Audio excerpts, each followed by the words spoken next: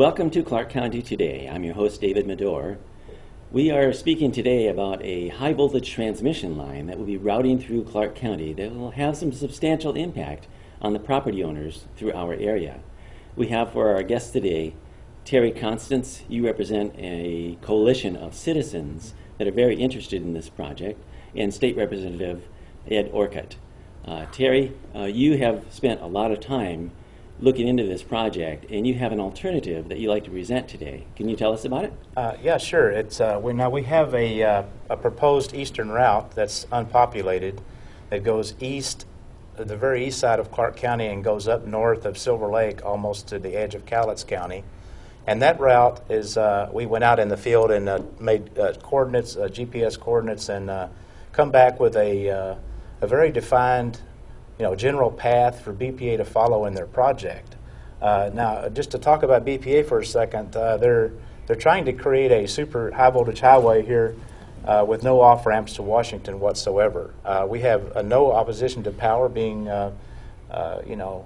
given to people in Oregon and California. We think they need power. We don't oppose that, but not at the burden of just Washington citizens. And we don't think the power's for here at all. As a matter of fact, the schematic that we can pull up will show you that on the red line on the right-hand side, that this is connected from Castle Rock to Troutdale with no off-ramps to Oregon or Vancouver at all. So we have, it just goes down to and connects at the grid. And so when you start off at the beginning, it goes from that to all of the power being needed here, and we really disagree with that. It's not a power all needed here issue. And really, there's been a problem throughout this whole process with BPA and the kind of answers we're getting. I've attended about 18 or 19 different meetings, most of which BPA were a part of. And at all of those meetings, the questions were all the same. But over about a year-and-a-half time span, the answers seem to change. And that's the only thing that really seemed to change, by BPA. There are times when they don't know the answer. Then there are times when they give you one answer. A week or two later, they're giving you a different answer. And there have been times when there's been conflicts. One person will say, well, this is the case here, and when you speak to someone else in BPA or in front of somebody else with BPA, they'll say, no, that's not the case. And so there's no coordination within BPA. There's been no coordination, really. There's been no outreach, per se, from BPA. My first knowledge of this didn't even come from BPA. It came from a former client of mine as a forester, called me up and said, hey, what do you know about this? And that was the first thing that I'd even heard about it. So they hadn't even done an outreach to public officials in Southwest Washington. So the transmission line goes through our area to make sure that we invest in infrastructure, that we have reliable power throughout the adjacent areas. Mm-hmm. We want to be, you're not opposed to transmission lines somewhere. We still need to be able to get power through this area, right? Absolutely right. We know we need to get power to California and Oregon and so forth, but not just at the burden of people that are in populated areas. I mean, we have a totally unpopulated alternate path out east that would be better off to put this line down through. There are a few mistakes that have made, not just that not being considered, but throughout the process that we've been in here about 2 years now.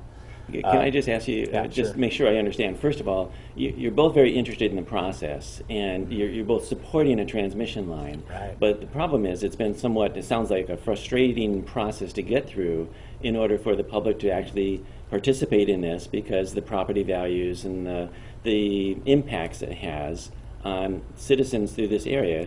We want to be good citizens or good neighbors to those so that we can have power running through our area. But we also want to be able to make sure that this agency, who's going through this process of conducting public hearings so that we can have feedback from our area, that's been somewhat frustrating. Well, there's never really been a public hearing, per se. The meetings, what do you call the meetings? They've held these open houses, is what they've done. And much of what they wanted to do with these open houses is to provide information to us. And anytime that we bring up ideas, instead of writing them down, they seem to want to explain why that won't work. And quite frankly, their explanations have sounded more like excuses than explanations. And that's where a lot of the problem has come, and where a lot of their credibility has been lost. So open house is a very different situation Absolutely. than actually inviting the public to brainstorm with that process, to be able to be part of the solution.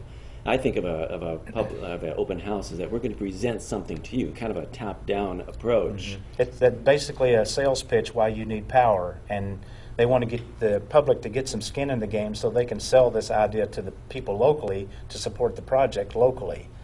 We do support it, but not in the populated areas. So, you know, they have made a few mistakes along the line. One of them was taking out the Pearl Station route before it was scoped and the people got to see the route. That particular map that we have here to show you included over 90 segments, and it was just like a map full of spaghetti that had too many people impacted, and the impact of people is extensive. It affects their families, their homes, their property, all of the things that you can think of that will, you know, whether they can make improvements to their property. They're actually being held hostage right now by BPA because they can't do anything. They can't sell their homes. A lot of the FHA and HUD financing is not available for people that have easement connected or right-of-way connected property in the project. So it has a detrimental effect on the senior citizens that may have lost a spouse. They can't move. They can't sell their home. This is the kind of impact that this has to keep this going on. This impact has been going on nearly 2 years. The record of decision will be 2 years from now, and then there will be a Ninth Circuit Court of Appeals that could be over a year process after that. So this is a long-term project, a lot of burden to the people. There's going to be people that will just have to abandon their property because they can't do anything with it, and huge stakes that we've outlined across the project so far. Of course, like I mentioned, the Pearl Station being the first major mistake, not letting the public see that route, which could have been done without crossing the Columbia River. We had a meeting with BPA with Representative Orcutt there in November last year, and it specifically, why did Pearl Station get taken off of the map, and what kind of answers did you get from that, Ed? I mean, well, the answers we got was that there was a problem with the crossing at the Columbia River in Longview, and they're saying, well, we can't cross there. We'd have to do another corridor and be really expensive. The problem is, what they're saying they can't do at the crossing of the Columbia River at Longview, they're doing further up at Castle Rock. And this is one of the situations where I had talked with somebody from BPA at one of the meetings, it was the Amboy meeting, and talked to them about, well, what are you guys doing up here? And they said, well, we've got 4 lines up there now. We've got 2 that are 500 kV lines and 2 that are 230 kV lines. And that goes all the way down from Castle Rock, all the way down through and across the river at Longview down to Alston, down in Oregon. And I said, well, what are you guys doing up here north of Castle Rock? And they said, well, we're going to take the 2 230s and stack them, and then we're going to put the other, you know, this new 500 kV line in, nestle it in with the other lines. And I said, I've said all along, well, why can't you do that, you know, across the Columbia River? You say you can't cross the Columbia River, why can't you just stack them? Oh, well, we can't do that. I said, well, why can't you do it there if you're doing it at Castle Rock? And the answer that came back, and this was a week later, I was saying, why can't you do that? To the project manager. And his response was, well, we're not doing that at Castle Rock. Called me back the next day to apologize, because in fact they were. And he didn't know. So that's where I'm talking about the information within BPA. I mean, they don't even know what's going on entirely. So they are crossing the Columbia River in a very similar way, just a little bit further north, and you still don't have an answer why they can't cross in a more logical location that will impact our county much less. Yeah, they could actually stay within an existing corridor, do the exact same thing they're going to do north of Castle Rock, and just carry that all the way down through Longview and across the river down into Oregon, take that all the way down to the Pearl route. Most of that power, a lot of that power is actually going to be going down to California anyway, so why move it east to Troutdale and have them bring it back west to send it down to California? Why not just shoot it in a straight line down through? So these are not just the normal transmission lines that we have running across our county now. These are, I think there are 230,000 volt lines And and these are what we're talking about here is a 500,000 volt. It's lines. 500,000 volts. It's 15 stories. They're snap, crackle, pop through your neighborhoods. So these are the largest transmission lines that can be constructed, and because of the high voltage, they have to be. These are much taller towers. Much taller, higher radiation levels. There's a lot of issues with people living close to these lines that we on either side of the issue with that.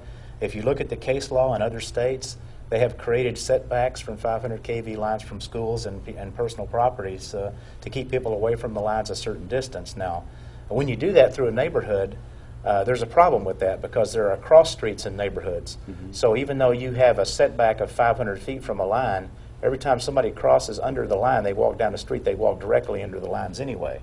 So that's an issue. You're never going to completely make these lines safe, and so I would say the best plan for BPA is to get these things out of town and get out where nobody lives out there and make them where all the other lines generally are. And speaking of crossing places they say they can't cross, Big Eddy, they cross the scenic gorge there, but every time I bring up going down the Bonneville Dam easement going east, they say they can't cross the scenic gorge on this project. That doesn't wash. You can either do it or you can't. And so there is a way to do this out to Bonneville Dam without going through Camas and Troutdale. There is a way to build this line without affecting all of the people that are involved. There's 13,000 people impacted on the segments as it exists currently. That's way too many people. They should have never been impacted. They should have been a very minimal map drawn that was in a very unpopulated area, and that would have solved the problem, but that did not happen. So basically, you're both here as representatives of the citizens of this area. Exactly. And you're trying to get this minimizing the impact in order to and simplify the process, and it's been frustrating. Oh, very frustrating, yeah. So there are objective answers that you'd like to be able to receive, and it sounds like you have two here. Why can't you cross the Columbia River by Bonneville? Mm-hmm. Why can't you cross the Columbia River up where? At Longview. At Longview. Mm-hmm. And you don't have answers to either one of those. No answers. As a state representative, don't you have access? Can't you sit down individually with the project manager and meet at his office and have conversations with them? Do you, in addition to these open houses meetings, just simply show up behind a microphone? Can't you? Can't they give you extra time to answer some of these questions? I've had a lot of correspondence with BPA over this, and the quality of response has just been deplorable, realistically. I respect how hard of a job they have, I really do. But when I put legitimate ideas on the table, and I realize I'm not a rocket scientist, I'm not an engineer, but when I put reasonable proposals on the table and ask them to go and look at things, and then they come back with something totally different than what I asked them to do and say, hey, see, we did what you wanted. That's very frustrating, and it really tells me they're not listening to me, they're not listening to the citizens that I represent. And that can be fixed. We need to take a break right now. Okay. And we'll come back in a minute. Okay. Okay.